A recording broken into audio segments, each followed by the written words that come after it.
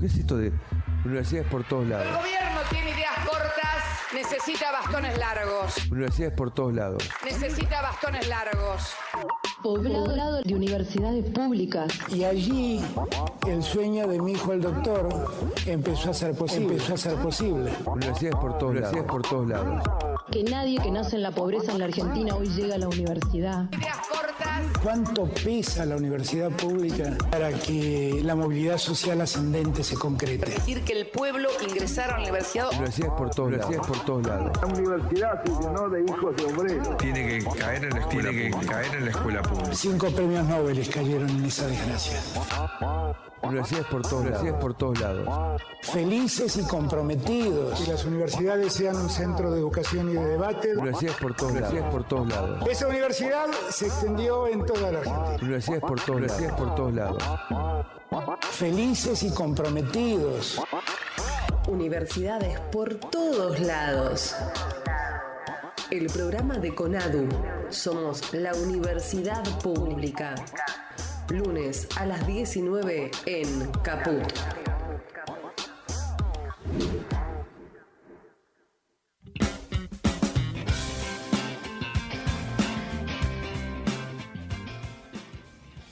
Hola, ¿qué tal? Buenas tardes a todos y bienvenidos una vez más a este encuentro que tenemos semana tras semana aquí en radiocaput.com en esto que es Universidades por todos lados. Bienvenidos, le vamos a dar la bienvenida también a Pablo, nuestro equiper. ¿Cómo estás, Pablo? Bien, ¿cómo andas, Virginia? ¿Cómo está la audiencia? Con calorcito, la verdad que ya está lindo los días también, así que bueno, ya queda poco. Sí, para terminar el año. Se fue el año, la verdad que muy pronto. Y bueno, con un fin de año bastante intenso también, del que ya vamos a estar hablando en este programa, por supuesto, y en el transcurso de los que queden. Bueno, vamos a estar con ustedes durante una hora compartiendo junto a Pablo Macía la realidad nacional y universitaria, con entrevistas y con todo lo que tiene que ver con la coyuntura política, social y económica de nuestro país. Ya pueden comunicarse con nosotros a través de las redes sociales, lo pueden hacer buscándonos en Facebook como CONADU o en Instagram como CONADU también, en Twitter @prensaconadu, y nos pueden mandar audios o mensajes al WhatsApp 11 70 27 75 43. Está Pablo Macía, secretario de Prensa y Comunicación de CONADU. Está Luis Javier en la operación técnica desde Radio Caput. Y en la producción general, Elizabeth Vega Grón, directora de Prensa y Comunicación de CONADU. Y Javier Moscoso, que es parte del equipo de prensa de CONADU. Queremos agradecer también, junto con Pablo, otras colaboraciones, como en este caso la de Gabriela de Michelis, compañera de CONADU que estuvo trabajando en la producción de este programa también. Bueno, Pablo, hechas las presentaciones de todos los programas, vamos a comenzar con lo que tiene que ver con la coyuntura de nuestro país y todo lo que pasa a nivel político y económico. Sí, podemos empezar por una entrevista que Macri dio a la CNN en español, donde reconoció aquello que, bueno, todos los argentinos ya sabíamos, ¿no? Pero que es que el dinero del FMI, él lo dijo taxativamente, sirvió para pagarles a los bancos comerciales las deudas que el propio gobierno de Macri había afrontado, ¿no? Claro. Si te parece, vamos al audio y después comentamos un poquito más. Muy bien. Los países del mundo que confiaron en la Argentina, que confiaron en el gobierno del ingeniero Macri y que le prestaron 50.000 millones de dólares para que le pague a los deudores que ya tenían Argentina, ¿no? O sea, demoliendo una mentira de ellos que la plata se fugó. La plata del fondo, que es la plata de los demás países, la usamos para pagar a los bancos comerciales que vencían y que se querían ir. ¿Por qué se querían ir? Porque tenían miedo que vuelva el kirchnerismo.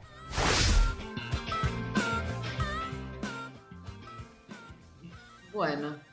Con un grado de cinismo siempre la culpa la tienen los demás, ¿no? El país es entre la deuda con el FMI de 50.000 millones de dólares, más la deuda con los acreedores privados, y más o menos nos empobrecimos en 150.000 millones de dólares que pasamos a deber con el gobierno de Macri. Y sin embargo, según él, el problema son los otros gobiernos, no el de él, ¿no? Claro, nunca se hace cargo, ¿no? Y las consecuencias, ¿no? Las consecuencias que vivimos para adelante. Ahora el domingo, bueno, hay elecciones, pero en general siempre tenemos que dar el debate sobre nuestro futuro.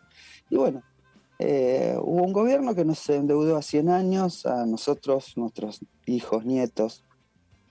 Así que bueno, es importante pensar cuáles van a ser los designios del país, si van a seguir siendo por esa vía, o si vamos a tener posibilidades de tener un gobierno autónomo que no dependa de las deudas y de los grupos privados internacionales como pasó con Macri y como, bueno, corremos el riesgo de que vuelva a pasar, ¿no? Queremos compartir con ustedes también las declaraciones de Carlos Bianco, jefe de asesores del gobierno bonaerense, que en diálogo con Cintia García se refirió a los dichos del expresidente Mauricio Macri. Lo que hace básicamente es negar lo que fue llevado adelante durante todo el macrismo, que fue una política generalizada, planificada y explícita de endeudamiento y fuga. En un primer momento esa política de endeudamiento y de fuga estuvo empujada por la deuda que se tomó, la deuda privada que se tomó en los mercados internacionales, cuando los mercados internacionales le quitaron la confianza a la Argentina porque vieron que era insostenible el repago de esa deuda, los intereses, los capitales, se refugió en el Fondo Monetario, y el Fondo Monetario, como lo dijo un alto funcionario estadounidense del Fondo Monetario, llevó adelante el préstamo más grande de su historia por motivos políticos, para sostener al gobierno de Macri. Por eso el reclamo, el pedido de nuestro presidente, de nuestra fuerza política, de nuestro ministro de Economía en todas las negociaciones, es que esto se ha puesto también en la balanza a la hora de renegociar, establecer un esquema de repago de capital intereses que tenga en cuenta esta irregularidad histórica que tuvo este préstamo hacia la Argentina. Pero lo que está haciendo Macri es tratar de distraer la atención sobre lo que realmente pasó. Bueno, en la misma línea con lo que veníamos diciendo, claro. Carlos Bianco se expresó en el mismo sentido, ¿no? Y este problema de la deuda externa de nuestro país, bueno, que volvió con el macrismo y con esas políticas liberales, es un problema no solamente de Argentina, sino del conjunto de los países en vías de desarrollo. Y en ese sentido, el presidente Alberto Fernández se expresó también en una entrevista realizada en el día de ayer por la agencia Telam. ¿Lo escuchamos? Cuando yo escucho que el expresidente dice yo el problema de la deuda con el fondo lo arreglo en 5 minutos, le creo porque fue lo que hizo. Él no necesitó más de 5 minutos para endeudarnos del modo que nos endeudó. Yo también puedo arreglar el problema de la deuda en 5 minutos. Lo único que tengo que hacer en ese caso es aceptar las condiciones que me ponen. Pero esa es la diferencia entre él y yo. Que yo no acepto esas condiciones. Porque yo sé que lo que firme, ahí va a estar la suerte de generaciones de argentinos, no la suerte de mi gobierno. La suerte de generaciones de argentinos. Yo diría que mi gobierno tiene resuelto el problema, porque el fondo ofrece un plazo de espera para empezar a pagar, y yo podría terminar mi gobierno sin pagar un centavo, pero con eso solo habré resuelto el problema de la Argentina. La respuesta es no.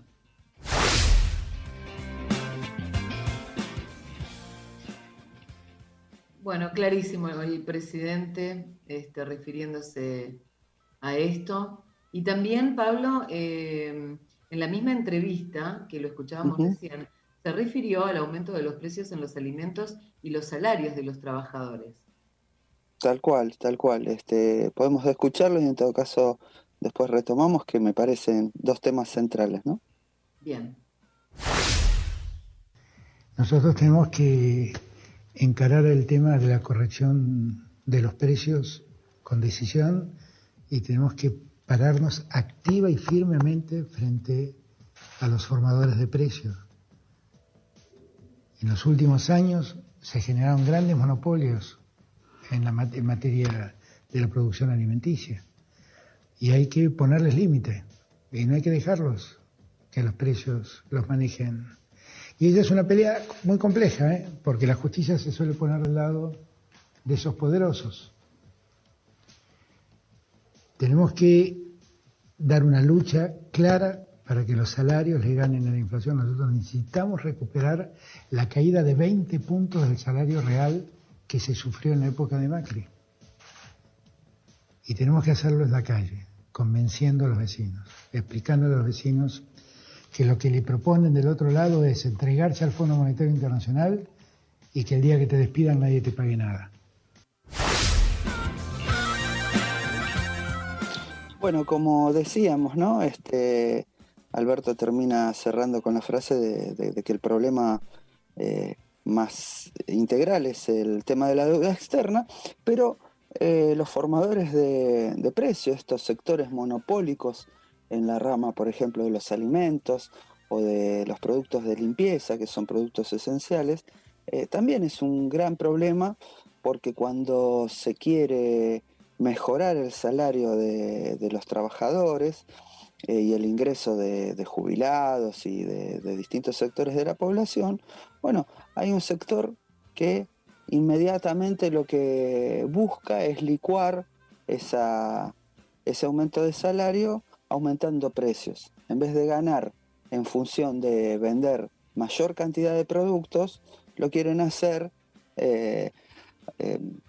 aumentando mecánicamente los precios de muchos insumos que se producen nacionalmente, que no hay ningún problema ni del dólar, ni de ningún otro tipo de cuestión. Simplemente la voracidad de ganar más. Y eso es totalmente para aquellos discursos, ¿no? Que hablan a veces de la libertad y de estas cuestiones. Los monopolios son totalmente contrarios a la libertad del mercado. En los países desarrollados, que se pueden llamar liberales, como Estados Unidos, Inglaterra, Europa, hay leyes antimonopólicas muy fuertes y hay controles del Estado en los bienes necesarios para el desarrollo y la subsistencia de sus poblaciones. Entonces, eso es lo que está discutiendo el gobierno, la Argentina, defendiendo los intereses de la población frente a sectores que, plantean que está mal y que nos va a ir mejor pagando más cara las cosas, no sé, ese es un poco el debate que estamos teniendo en nuestro país, ¿no? Por eso queremos compartir con ustedes también esto que veníamos diciendo y que dijo el presidente, porque en esta entrevista también se refirió a uno de sus ejes de campaña, que es remarcar los dos modelos de país, como bien vos decías, Pablo, recién, que están en disputa. Los dos modelos de país que ofrece una parte y que ofrece la otra. Escuchamos lo que dijo. Lo que hay que tener siempre presente es que hay dos países que siguen en pugna. ¿Qué país queremos hacer? Porque en el 2019 se votó en un sentido y ese sentido no se ha alterado. Nosotros seguimos en el mismo sentido. En una Argentina que piense en la inversión, el trabajo y en las exportaciones. En una Argentina que recupere la educación pública. En una Argentina que recupere la salud pública. En una Argentina que todos los días amplíe derechos. En una Argentina integrada al mundo desde su soberanía, desde su identidad, no corriendo detrás del poderoso de turno. Bueno, nuevamente el presidente lo especificaba en términos de esta idea de dos modelos de país, ¿no?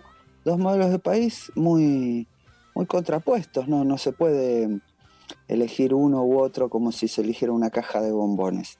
Las consecuencias son muy claras, digamos, ¿no? Hay un sector de los que pensamos que promoviendo derechos, mejorando la industria, el valor agregado de nuestro país, los intereses de trabajadores y productores de nuestro país, bueno, es con la ciencia, con la educación, con la tecnología, con el valor de lo público, del Estado, bueno, es el camino, incluso probado, porque también ese fue el camino que llevaron adelante los países más desarrollados, con mucho Estado, con mucha inversión en conocimiento, en educación, en trabajo.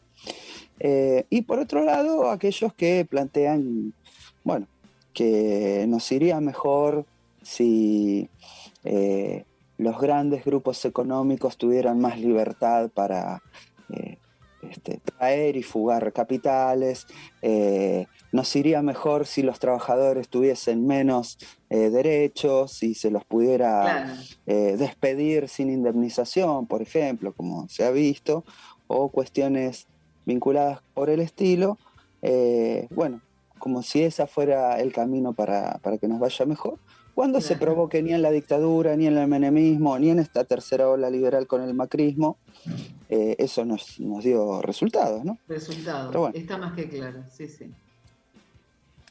Bueno, muy bien. Queremos compartir con ustedes también que esta semana, hace 2 o 3 días nada más, se celebró aquí en la ciudad de Buenos Aires la marcha número 30 del orgullo y también los 50 años de la creación del FLH, del Frente de Liberación Homosexual. Se celebraron estas 2 fechas donde, bueno, se hizo la marcha como siempre aquí en la ciudad de Buenos Aires con una convocatoria tremenda, Pablo, realmente. Hacía rato que no veía una convocatoria tan grande. Bueno, en esta marcha, por supuesto, se reivindicó la ley de cupo e inclusión laboral de travestis, trans, y bueno, se habló también del tema de varios de los derechos que se vienen comentando, ¿no? Que venimos hablando aquí en el programa. Se reivindicó la ley de cupo e inclusión laboral, travesti, trans, Diana Zacayán, Loana Berkins,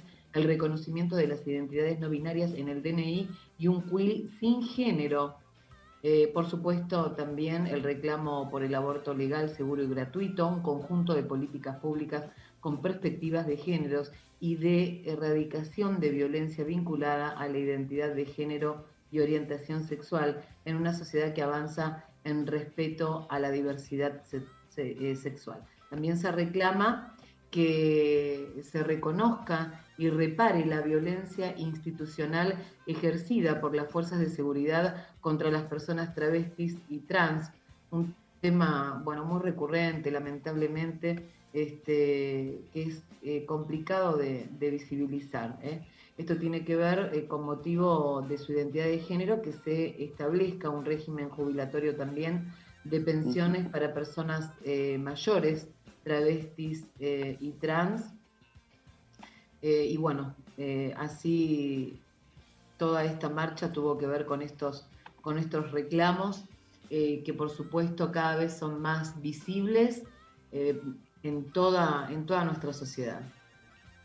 Efectivamente, la verdad que la marcha fue impresionante, también tenía que ver con bueno, que el año pasado en condiciones de pandemia fue muy difícil desarrollarla, pero estos números redondos, ¿no? De la 30, la marcha número 30 y los 50 años del Frente de Liberación Homosexual le dieron también un contenido simbólico muy importante, ¿no? La verdad que el movimiento ha crecido mucho en los últimos años, también a partir de la ampliación de derechos de leyes como por ejemplo la del matrimonio igualitario.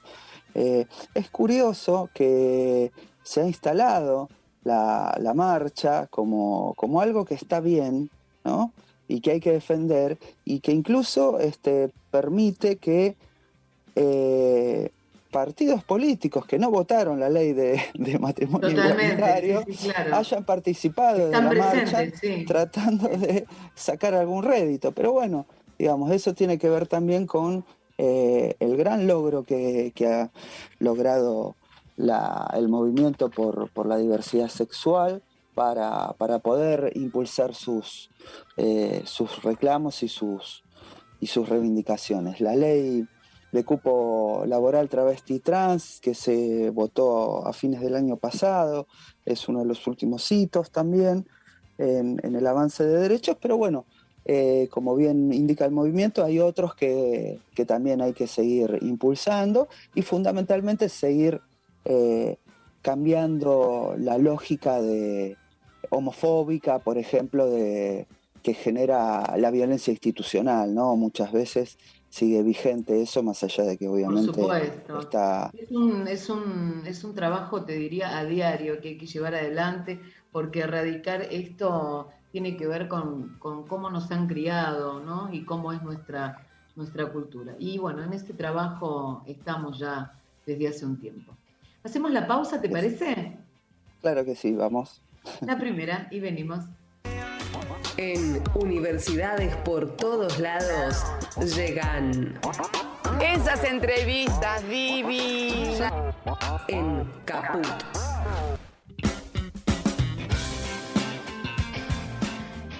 Bueno, aquí estamos nuevamente en el aire de Radio Caput haciendo Universidades por Todos Lados.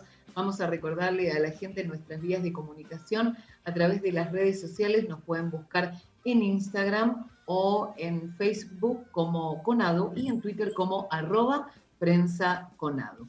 Vamos a recibir en nuestro segmento de entrevistas divinas a Ramiro Rodríguez. ¿Qué tal, Ramiro? Buenas tardes. Gracias por atendernos. ¿Qué tal? Buenas tardes, Virginia, Pablo. Te saludamos gracias. Con Pablo Macía. Muchas gracias por invitarme. No, es un gusto charlar contigo. Vamos a contarle a los oyentes que Ramiro Rodríguez es doctor en física y docente en la Universidad Nacional de Córdoba. Es experto en hidrógeno verde. Contanos, Ramiro, ¿qué es el hidrógeno verde y para qué sirve? Bueno, mira, el hidrógeno verde o el hidrógeno tiene un código de colores que sirven para distinguir la procedencia de la fuente que genera el hidrógeno, que provee el hidrógeno, y también el mecanismo a través del cual se lo produce. Entonces, por ejemplo, el hidrógeno se puede obtener de combustibles fósiles, básicamente se obtiene a nivel mundial del gas natural. El gas natural se llama metano, y entonces el metano tiene un átomo de carbono y 4 de hidrógeno. Entonces se puede extraer el hidrógeno a partir de ese combustible fósil, y el color que se le da a ese hidrógeno, que no es que lo tenga en realidad, sino que es un código de colores, ¿verdad? Se llama hidrógeno gris.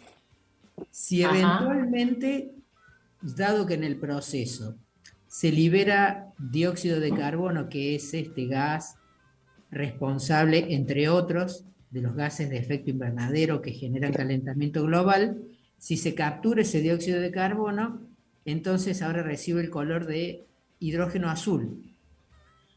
Pero si se obtiene del agua, el agua, que es hidrógeno y oxígeno, o sea, no hay carbono, a través de un proceso que se llama electrólisis, que es el pasaje de corriente eléctrica por un arreglo experimental que se llama, un electrolizador. Y si esa electricidad es obtenida a partir de fuentes renovables, como la eólica, la solar, hidroeléctrica, entonces ese hidrógeno se llama verde, en alusión a que en su camino no emite dióxido de carbono ni ningún otro gas de efecto invernadero. Ramiro, la verdad felicitarte por la claridad de los conceptos y bueno, recordar un poco que este tema se puso en agenda a partir de de un anuncio, ¿no? De la empresa esta Fortescue, creo, la empresa australiana, que en la COP26 le planteó a la Argentina de que va a invertir alrededor de 8.500 millones de dólares para implementar esta tecnología, ¿no? Con esta idea de que se pueden conseguir como 15.000 puestos de trabajo directos y como 40.000 indirectos, ¿no? Por un lado, felicitarte por conocer y gracias a la ciencia argentina, digamos, estar al tanto de todos estos procesos. Y bueno, ¿cuál sería el aporte que se puede desarrollar desde la Argentina a la implementación y el desarrollo de estas tecnologías, ¿no? Bien, Pablo, gracias. Bueno, contextualizaría este tema del hidrógeno verde en una cuestión de la necesaria transición energética, es decir, a nivel mundial tenemos un sistema energético que está basado alrededor de un 80% de todos los consumos de energía que se hace proviene de fuentes fósiles, ya sea para generación de electricidad, de calor o de combustibles para el transporte. Esos combustibles fósiles son parte de los responsables de estas emisiones de gases de efecto invernadero, y entonces hay una fuerte apuesta a nivel mundial a través de los distintos acuerdos y protocolos, como por ejemplo el Acuerdo de París, en donde se pretende hacer una reducción de esas emisiones para que la temperatura global no aumente más allá de cierto valor, que si uno toma como referencia la temperatura media que había en la Tierra antes de la Revolución Industrial, es decir, antes de 1800, y para fin de este presente siglo no debería subir más que 1.5 grados. Ese escenario se llama escenario 1.5S, y entonces pretende que las naciones, con obviamente distinto grado de responsabilidad, porque Argentina, en cuanto a la cantidad de emisiones de gases de efecto invernadero, no emite ni el 1% de lo que se emite en el mundo, ¿no es cierto? Pero de todas maneras todos tenemos responsabilidad, todos los países, y Argentina tiene, como bien dijiste, una muy buena posibilidad, dado que tiene recursos renovables de carácter fenomenal en tierra, sin recurrir, por ejemplo, a instalaciones en el mar, en el caso de la energía eólica, en la Patagonia Argentina, aunque hay energía eólica distribuida en un gran porcentaje del país, pero digamos, mayoritariamente en la Patagonia, o energía solar en el noroeste, o biomasa en el noreste. Es decir, Argentina tiene una distribución geográfica de energías renovables muy interesante. Este hidrógeno verde puede ocupar los mismos lugares que los combustibles fósiles en sus distintos usos, sea para generación de electricidad o de calor o de transporte. Pero si se obtiene a partir de energías renovables, entonces, como dijimos, no aporta las emisiones de gases de efecto invernadero. Que la expectativa es llegar al 2050 con un sistema mundo donde las emisiones estén balanceadas entre lo que se emite y lo que es capaz de absorber el sistema de la Tierra. Emitirse siempre se emite por distintas fuentes, ¿verdad? Y bueno, para 2030 entonces hay una fuerte apuesta donde los países del primer mundo van a hacer un uso intensivo en el transporte y en otros rubros de este hidrógeno verde, y no van a poder producirlo en la cantidad que lo necesitan, sino que van a necesitar importarlo de otros lugares como Argentina. Bueno, brillante. Entonces el potencial de desarrollo que tienen estas tecnologías. Me quedé con esto que decías, Ramiro, de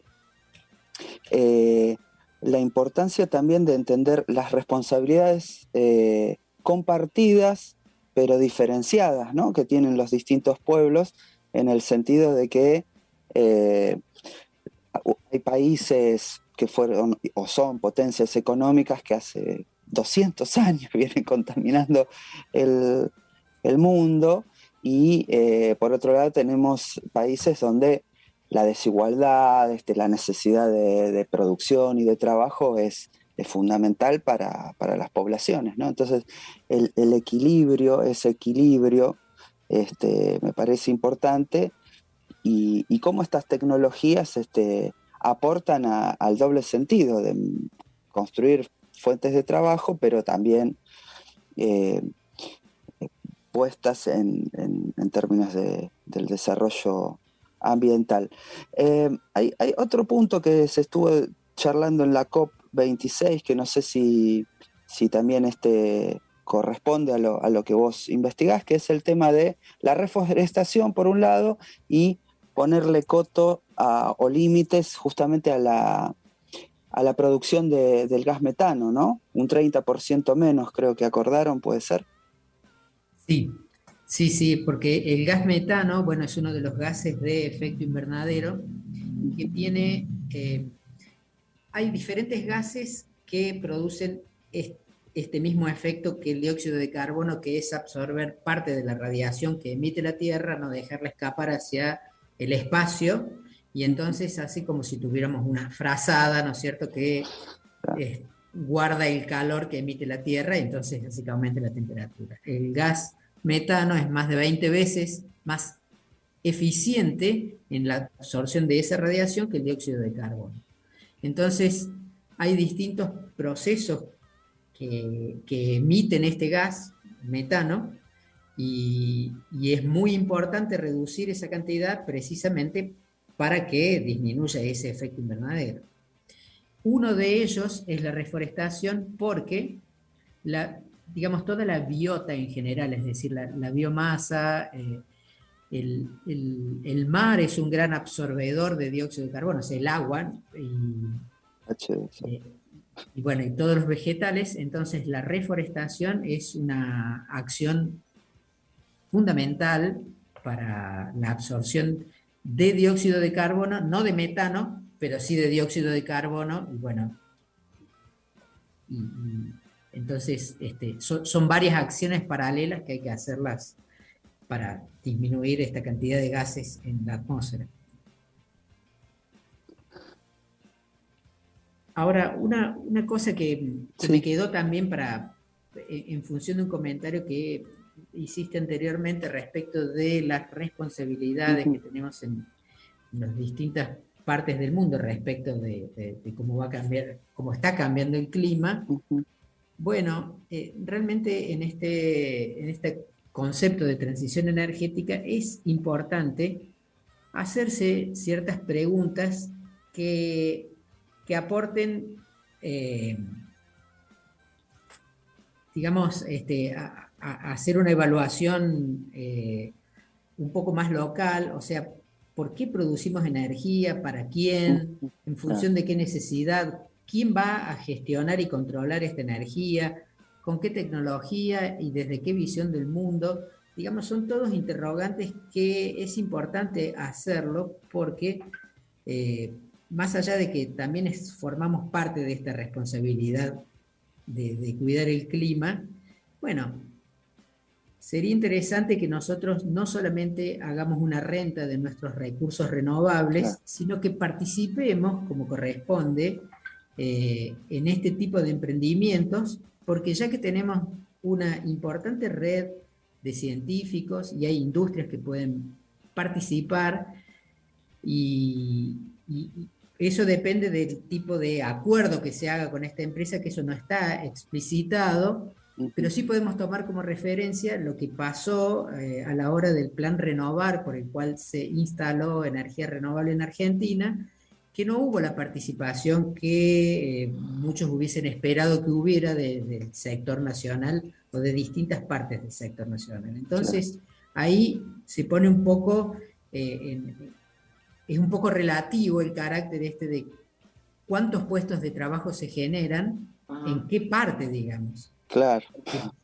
Por cantidad de potencia instalada, hay una X cantidad de puestos de trabajo, pero esos puestos de trabajo, hay gran parte donde se produce esta tecnología y otra parte diferente es donde se instala. Entonces, ese son el tipo de cosas que realmente tenemos que observar y hacer hincapié en que hagamos un tipo de acuerdo que realmente sea favorecedor para nosotros y para las generaciones que vienen, porque además de tener recursos naturales importantes, también tenemos recursos humanos importantes. Claro. Y hay que ponerlos, digamos, de relieve.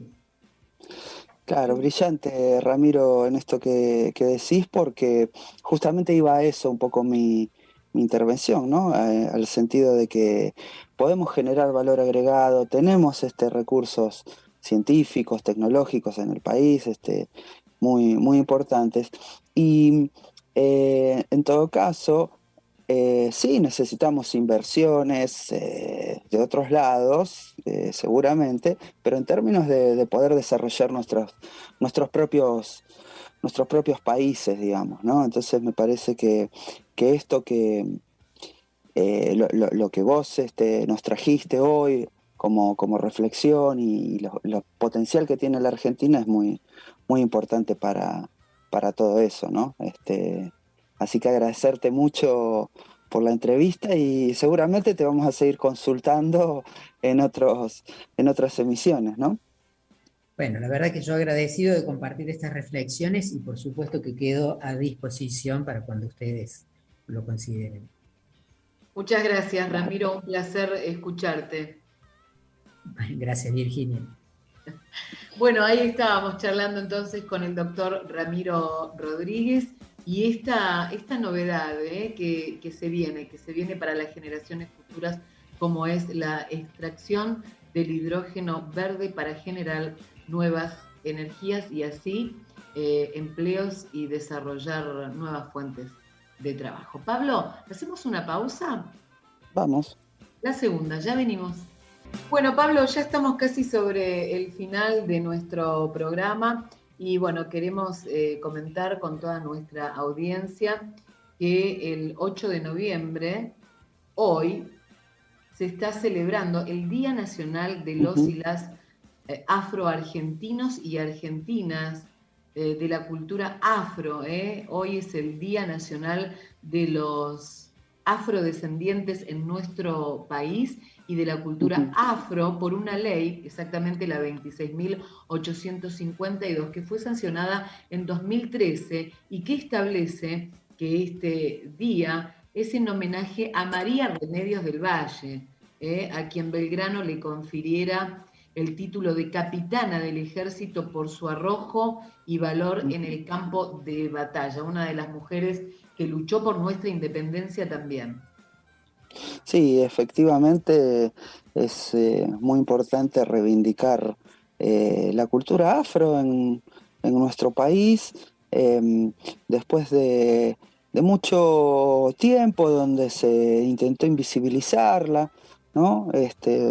Realmente mostrar el valor de toda la comunidad afro en Argentina y en la región, que fue tan importante para nuestra independencia y de ahí en adelante en un montón de procesos desarrollados en nuestro país, ¿no? Y así como hablábamos de la ampliación de derechos con la marcha en el bloque anterior, creo que es fundamental también impulsar y reivindicar la diversidad de culturas que nutren nuestro país, ¿no?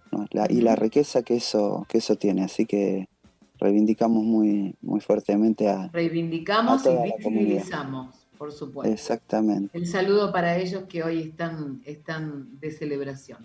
También queremos compartir con ustedes que se presentó la Argentina en el banquillo, la historia detrás de las denuncias contra el Estado por las violaciones de derechos humanos. La semana pasada se presentó este libro de Sebastián Rey, secretario de Derechos Humanos de FEDUBA, magíster en Derechos Humanos y doctor en Derecho y docente de la Facultad de Derecho de la UBA. Fue una actividad que se llevó a cabo con la presencia de destacados como Esther Levy, Valeria Tuz, Victoria Montenegro, integrante de Abuelas de Plaza de Mayo. Un libro incómodo, muy interesante. La verdad que es un libro escrito por un abogado, pero muy pedagógico, que sirve mucho para el desarrollo de las clases que damos los docentes tanto en la universidad como en otras instancias. La verdad que el libro analiza alrededor de 43 casos emblemáticos de nuestro país, que muchas veces que fueron importantes, digamos, en su momento, pero que a veces quedan en el olvido, ¿no? Como el tema de Walter Bulacio, ¿no? Temas que marcaron a generaciones, ¿no? Y bueno, hacer un análisis de cómo ciertos derechos, ciertas garantías han sido cercenados en nuestro país después de la dictadura militar, digamos, ¿no? Ya en democracia, es fundamental para que no vuelva a suceder esto, para que seamos conscientes de las cosas que tenemos y de los atropellos de la justicia y del Estado argentino que tenemos que revertir, ¿no? que mejorar. Así que fue una experiencia muy interesante y bueno, recomendable el libro para todos los docentes y la población en general, porque es muy claro para abordar todos estos casos. Bueno, llegamos al final, nos tenemos que ir. Sí, nos vamos, ya estamos sobre la despedida y bueno, agradecemos a toda la gente que está del otro lado escuchándonos, a Pablo Macías, secretario de Prensa y Comunicación, a Luis Javier en la operación técnica de Radio Caput, a la producción general de este programa, a manos de Elizabeth Vega Agrón, directora de Prensa y Comunicación de CONADO, y a Javier Moscoso, que es parte del equipo de prensa, y también las gracias a Gabriela De Michelis, que colabora con la producción de este programa. Nos vamos, Pablo, gracias. Nos vemos la semana que viene. Que tengan una linda semana y nos reencontramos, nos volvemos a escuchar el próximo lunes aquí por Radio Caput en esto que es Universidades por Todos Lados. Chau.